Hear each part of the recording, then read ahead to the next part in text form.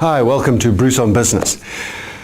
February is marketing month and we continue with another special tool that you can use to get your business marketing improving.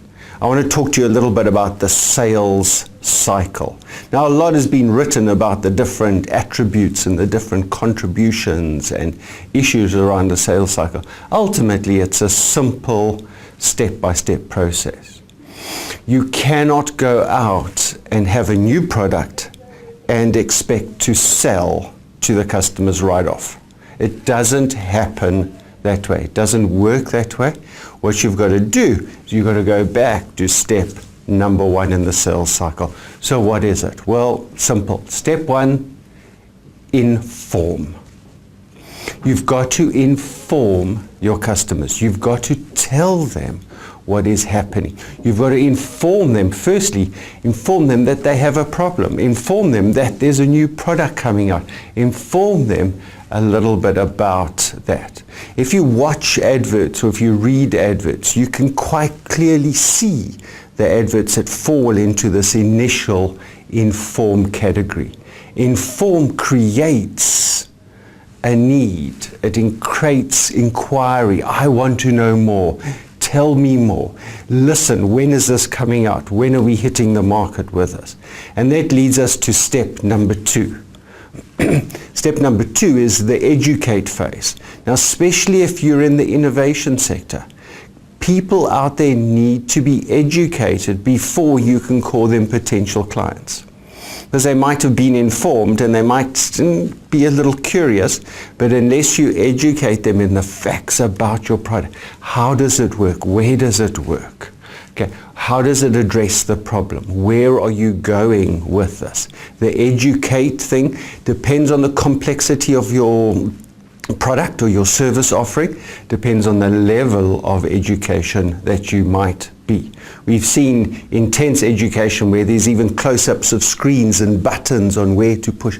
This is how a new thing works. This is where to go there. Or a little bit of the scientific facts around there. If you start looking at the adverts on TV, magazines, newspapers, and the web, you'll see the types of education marketing that happens out there.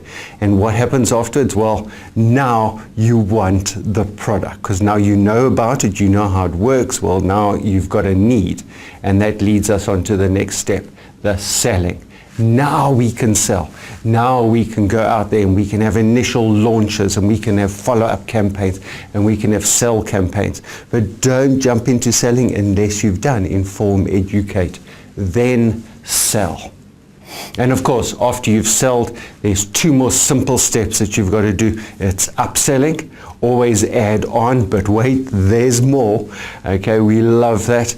And just always saying, what are the other complementary services? What are the other add-ons? What else could you plug into the initial product with that? That's upselling your services, upselling your products, and adding on extra lines onto that invoice.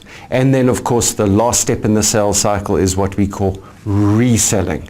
Now remember, it's 10 times easier to resell to an existing client than to start at the top again and grow people towards the part where they've sold. So reselling could be and should be a strategic part of your marketing, because those are the people that we need to get. They've already a fan, they've already bought. So resell to them and upsell to them. So the sales cycle sort of goes in various loops like little eddy currents in the ocean.